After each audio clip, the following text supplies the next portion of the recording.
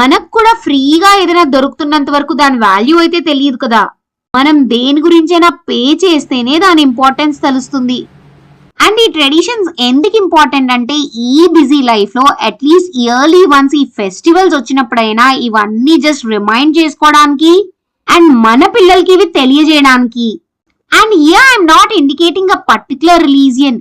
Christians, Muslims, Sikhs వాళ్ళ traditions అందరూ follow అవ్వాలి. Not only religions, even national festivals కూడా ఉన్నాయి కదా. Independence Day, Republic Day, Gandhi Jayanthi.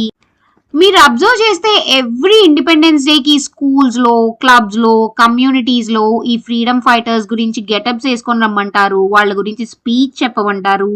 Dances, songs, essays, paintings, lots of competitions అవుతాయి.